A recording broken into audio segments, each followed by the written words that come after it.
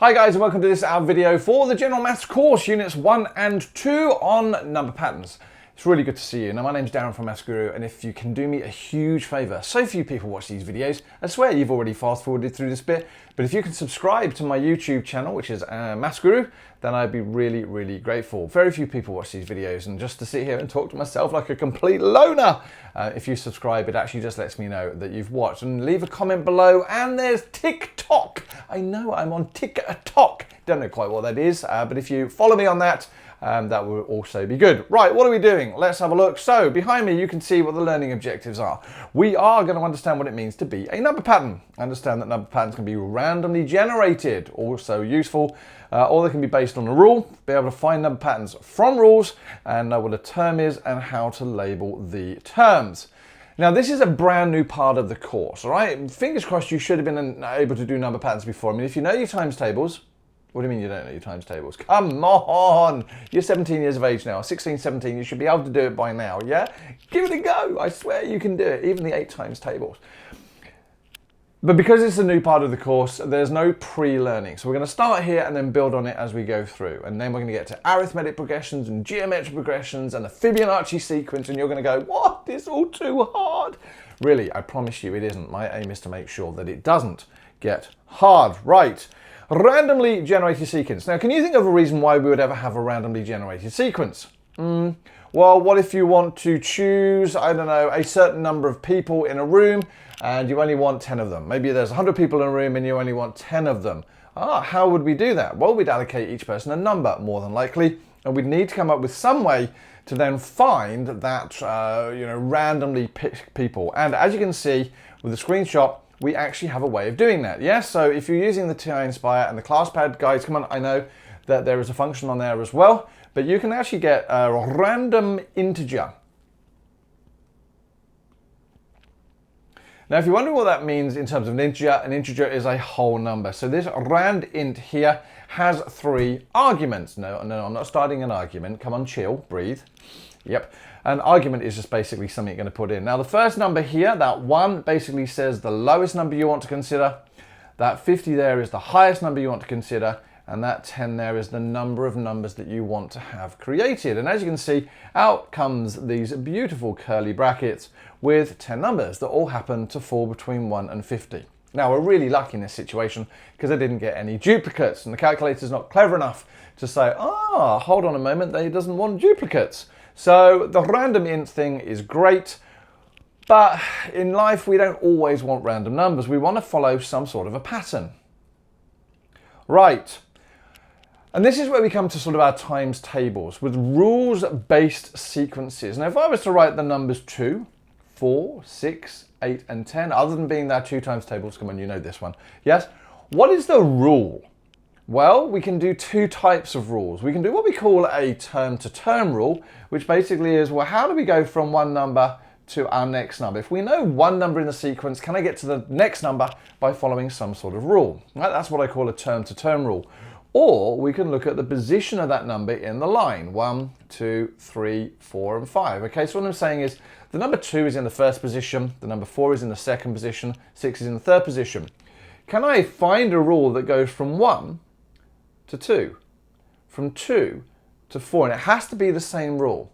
Now, in that situation, a position to term rule, or which we're going to call a rule later on, basically would be times by 2, right? So my position to term rule. But what would my term to term rule? How do I go from one number to the next? I add 2. So this part of the course is going to be looking at the idea of rules to get from terms to terms and what have you. We've got another one here. 1, 3, 5, 7, 9, and 11. Again, different start number. And again, that becomes really important for the rest of the topics that we're going to deal with. Our first term. Now, although this sequence here that I've written, we've got 1, 3, 5, 7, 9, and 11. Although we think this sequence starts at 1, that's actually a bit of a lie. We've chosen to start it at number 1. That's our first term. We've chosen that as our first term, but I could actually have started that at, I don't know, -4 if I wanted to. Now, I'm not going to get the same sequence there, but the start number is really actually arbitrary. So we'll keep that in mind for a bit later on. But again, if I was looking for my term to term rule here, from what do I do from one term to get to another, that would also be a plus 2. I'm going to add on 2 but each time. Now again, we can write this in words. If you see here, I've got take the previous number and add 2, yes, or I can just call it, you know, this plus 2. And the language you use is also going to become really, really important. Now, what is a term? Other than the 4 things we have to do here in Australia, 6 if you're in the UK, and I've got no idea about the rest of the world. A term really, to me, is a number. It's just a number, but it's a number that has a particular order in a queue. So if we look at the numbers like we've got here, 1, 3, 5, 7, and 9, you'll notice I've got an arrow as T1. So we could actually write that as T1 equals 1. Now again, a word of warning. Later on in general maths, and particularly when we get to general maths at unit 3, 4, we start using zeros. So we could actually start our first term as V0. And it's really important to notice the context of the question. So for the moment, where I have a T with a 1, that means the first term, or my first number in my sequence. The next number here would be T2, which would be 3. And T3 would be 5. So these little numbers here are also massively important because they're telling me the position in the queue. And later on, not to rush this, later on we're going to use the little identifier Tn, where that N stands for any number in my queue. All right, so that's again just notation, really, really important. Right, so now when we see a T with a floaty 1 or a sort of subscript 1 or a T with a subscript 2, all that means to me is that it is a term and the position it has in my sequence. All right, so let's look at some examples. Let's look at a rule for a sequence of numbers. Now, I get a little bit nervous about rules here because I don't think the language is quite right, but we'll go with it for this moment in time. And as you can see, I'm using the Cambridge textbooks, and thank you so much to Cambridge for allowing me to use your examples. You guys absolutely rock. Thank you. So, let's choose a word pattern. So find the pattern which can describe how to find the next number in each of the following sequences. So we've got 2, 8, 14, and 20. Now at the moment, I'm hoping it's just, are we adding on the same number? So to go from 2 to 8, I'm actually adding on 6. How to go from 8 to 14? I'm adding on 6. Is that the same there? It is. So I could describe that rule as a plus 6 rule, or add 6, or probably nicer, to get to my next number, I add 6 to my previous number. That's going to come important later. Let's look at the next one. What do we got? We've got 5, 15, 45, 135. Now, the difference between those two is 10. The difference between, oh dear, is 30. The difference. So it can't be a plus rule. All right, so that's no good to me. Could be a multiply rule. All right, so let's see. 5 to 15 multiplied by 3, 15 to 45 multiplied by 3, and there we go. So here, I could have that as a times 3, or I could have it as times 3, or in words, and again, listen to my words, to get to my next term, I take my previous term and multiply it by 3. Next term, previous term, we like that. What do we got here? 7, 4, 1, and negative 2.